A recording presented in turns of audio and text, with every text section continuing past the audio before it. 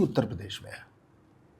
उत्तर प्रदेश में मुख्तार अंसारी हुए, रिजवान जहीर हुए, अतीक अहमद हुए, फूलन देवी हुई, ददुआ हुए, टोकिया हुआ। उत्तर प्रदेश में ब्रजेश सिंह हुए, बहुत सारे माफियाज हुए, श्री प्रकाश शुक्ला हुआ। और उत्तर प्रदेश में की पॉलिटिक्स ने इन माफियाज को, इन गैंगस्टर्स को, इन डॉन्स को खद्दर पहनाई, पॉलिटिकल चोला पहनाया, पॉलिटिक्स में लेके चले आए। लेकिन उत्तर प्रदेश में ऐसा हुआ है, खुलेआम दंगे हुए हैं, खुलेआम बलात्कार हुए हैं, हत्याएं हुई हैं, वसूली हुई है, ठेकों में ठेकेदारों की हत्याएं हुई हैं। मायावती के समय में 10,000 करोड़ का एनआरएचएम स्कैम हुआ था, जिसमें 3 ऑफिसर्स की खुलेआम डेलाइट मर्डर किए गए थे। तो हुआ है, परसेप्शन तभी तो बना है। कश्मीर का परसेप्शन किसी वजह से ही तो बना है। आप जैसे, मैं खूब पंजाब घूमा हूं, आप जैसे ही आंख बंद करते और पंजाब के बारे में सोचते, सबसे पहला शब्द क्या आता है? ड्रग्स। ठीक है, इसमें आ गया कि बुलडोजर बिना नोटिस के कैसे चल सकता है। संपत्ति, आपकी पैतृक संपत्ति तो जाएगी ही जाएगी, आपके जो दोस्त यार साथी हैं, जो आपके गैंग में हैं, उन सबके भी होगा, उन सबके भी खाते सीज होंगे, उन सबके भी घर सील होंगे और बुलडोजर चलेगा। अब ये मामला बीच में आ गया कि बुलडोजर बिना नोटिस के कैसे चल सकता है बात सही है, ये बात भी सही है, ऐसे चलना भी नहीं चाहिए बुलडोजर। किसी एक आदमी को अपनी बात कहे, अगर उसका घर लीगल है तो बुलडोज नहीं हो सकता, and that is true. Gomti Nagar में, लखनऊ में बहुत पानी बरसा, भर गया जबरदस्त।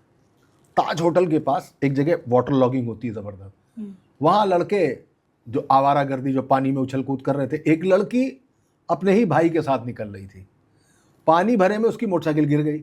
अब उस पर सबने पानी फेंकना शुरू कर दिया, उठा उठा के, सबके सब जेल भेज दिए गए।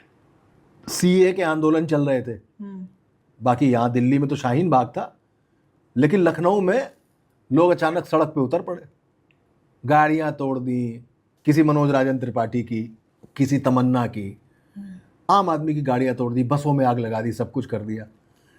सारे जिन्होंने किया था, एक एक मोबाइल से लेके एक एक सीसीटीवी का फुटेज निकाला गया और 200-250 फोटो निकाल के चौराहों पर बोर्ड लगाया गया और फैसला किया गया, ऑर्डर दिया गया कि जो लोग इसमें आए हैं, कैप्चर हुए हैं, जो संपत्ति कुल नुकसान हुआ है, इसको इतने हिस्सों में भाग बांटा जाएगा और इन सब से वो पैसा वसूल किया जाएगा। वसूल हुआ। ये लोग चले गए कोर्ट ने ऑर्डर कर दिया कि आप वसूली कर सकते हैं, लेकिन किसी का पोस्टर नहीं लगा सकते, चौराहे पोस्टर नहीं लगाएंगे कि इन्होंने ऐसा किया। योगी आदित्यनाथ ने विधानसभा में विधेयक पेश कर दिया और तय होगा कि पोस्टर तो लगेगा, और लग गया। हाँ, सवाल भी उठते हैं, आखिर सबसे ज्यादा कार्रवाई मुसलमानों के खिलाफ क्यों हुई? ये मैं आने वाली थी कि अखिलेश यादव ने भी ये कहा किया। योगी आदित्यनाथ ने विधानसभा में विधेयक पेश कर दिया और तय होगा कि पोस्टर तो लगेगा,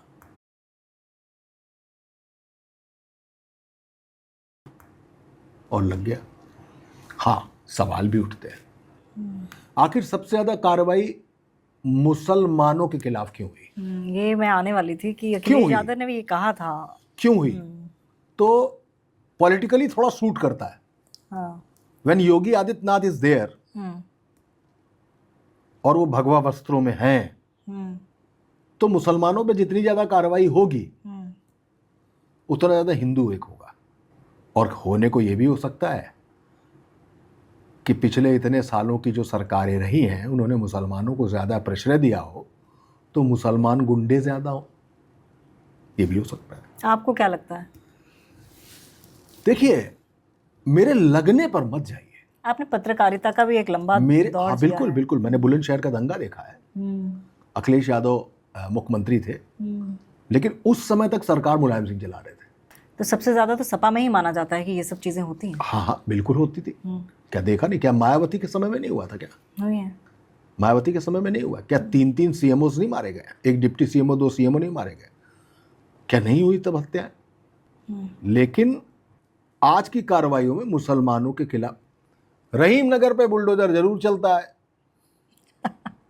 लेकिन नाम भूल रहा हूं, वो उसका नाम कुछ और नगर है, लेकिन वो रहीम नगर नहीं है, वो हिंदू नगर टाइप की जगह है।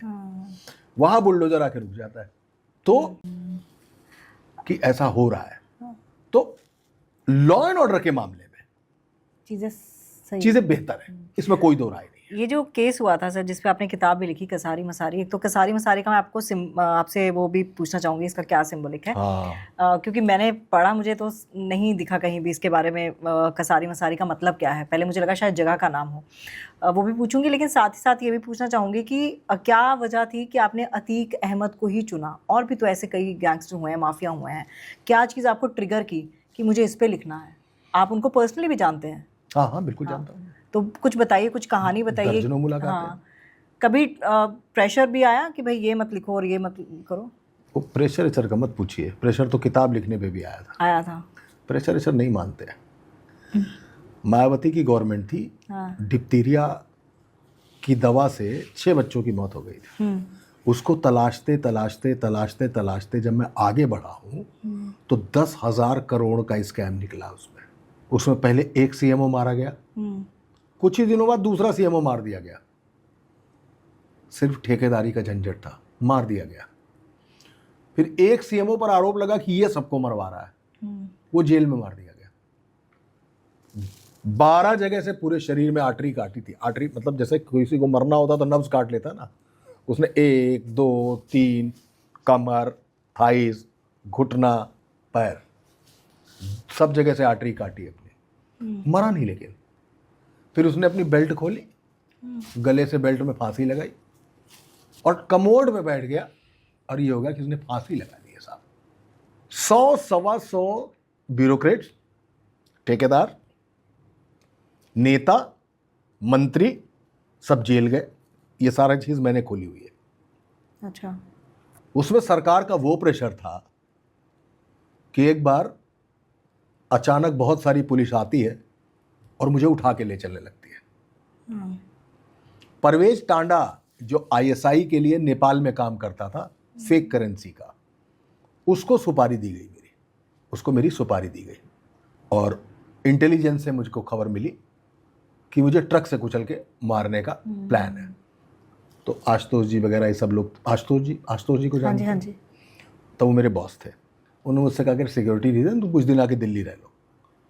दिल्ली नहीं आऊँगा सर, यहीं काम करते हैं। उसी धमकी के दौरान ही 12-15 दिन में परवेज टांडा ही मार दिया गया एक ऑपरेशन में वहाँ। वो सब तो दबाव कभी नहीं दिखता है, दिखता भी नहीं है, शायद लगता भी नहीं है। किताब ही लिख रहा था, उसी में था कि मत लिखो ये किताब। उसमें पॉलिटिक्स भी है, माफियाज़म भी है, सभी लोग हैं उसमें। कैसे वो अतीक बना, कैसे अतीक मरा, सभी कुछ है ना। तो किसी ने अतीक को अतीक बनाया होगा और किसी ने अतीक का अस्तित्व मिटाया होगा, तो सारी चीज़ें हैं ना, तो उस पर भी दबाव रहता है। पर मुझे लगता है कि आजकल एक बच्चा शादी में नाचते हुए दिखाई देता है 20-24 साल का, डीजे पे गाना बज रहा होता है, अचानक गिरता है, मर जाता है। ये पत्रकारिता का परम धर्म है। अगर आपको किसी ने एक बहुत बड़ी खबर दे दी और आपने उसका सोर्स रिवील कर दिया तो आपका कुछ नहीं होगा, वो मारा जाएगा, उस सोर्स की उसकी दिक्कत हो जाएगी। ठीक है। तिहाड़ में मिला लोगों से, पंजाब तक गया, क्योंकि लॉरेंस बिश्नोई गैंग के जरिए ही ये पिस्टल्स उसको मिली थी। अच्छा। वहीं से पैसा भी गया है, सुपारी उत्तर प्रदेश से निकली है, एग्जीक्यूशन इलाहाबाद में हुआ है। एक लड़के की ट्रेनिंग पंजाब में हुई है, उस लड़के ने अपने बाकी 2 शूटर्स को ट्रेनिंग बुंदेलखंड में पाठा के जंगलों में दी है।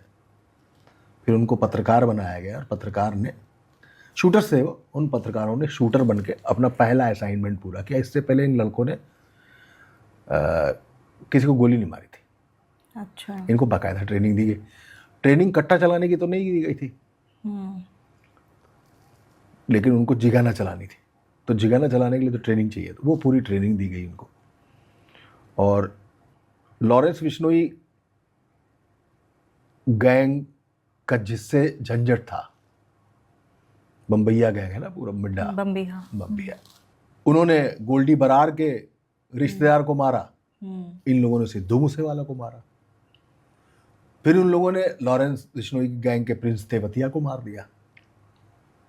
ये लोग टिल्लू तेजपुरिया को मारना चाहते थे तिहाड़ में। टिल्लू तेजपुरिया को मारने के लिए इनमें से एक लड़के को, 2 लड़कों को लगाया गया था, जिसने अतीक को मारा। जी जी जी। अच्छा। लेकिन टिल्लू तेजपुरिया मरने से पहले टिल्लू तेजपुरिया के लोगों ने, बम्बिया गैंग के लोगों ने जितेंद्र गोगी को ही रोहिणी में मार दिया, रोहिणी कोर्ट में वकील के भेष में आए शूटर और मार दिया। वो जितेंद्र गोगी ही इन लोगों को प्लांट कर चुका था यूपी में। तो वो जितेंद्र गोगी जब मर जाता है तो बीच की चेन ब्रेक हो जाती है कि यहां से सुपारी चली, सेंटर पॉइंट जितेंद्र गोगी था, वो मर जाता है। तो बात आगे बढ़ती नहीं है। 2-3 तरीके की थ्योरीज आई।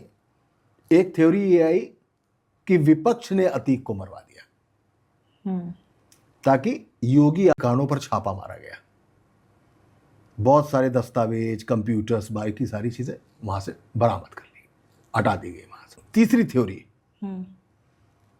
थ्योरी ये लोग कहते हैं कि ये स्टेट स्पॉन्सर्ड मर्डर है।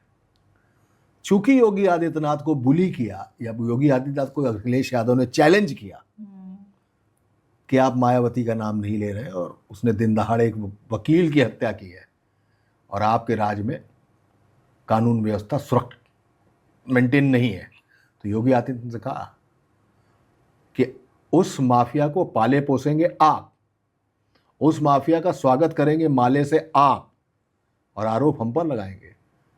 हमने इस माफिया को मिट्टी में ना मिला दिया, मिट्टी में मिला देंगे हम इस माफिया को। तो एक थ्योरी विपक्ष और बहुत सारे लोग एक थ्योरी ये भी बताते हैं कि स्टेट स्पॉन्सर्ड मर्डर है। ये है कुल कहानी अतीक के मर्डर की। मैंने अतीक अहमद पे किताब नहीं लिखी। आपने मुझसे कहा कि बहुत सारे माफियाज थे, आपने होना चाहिए कहानी लिखने के लिए, मैटर तो चाहिए। तो मैटर क्या है? एक अतीक अहमद, 3 बेरोजगार शार्प शूटर जिन्होंने कभी नहीं किसी को मारा, जिनके पास पैसों का टोटा है, वो 9.5 लाख की जिगाना से मार रहे हैं। पुलिस उनको सरेंडर करने दे रही है, पुलिस उनको पकड़ नहीं रही है। वो अतीक 5 बार का विधायक है, 1 बार का सांसद है।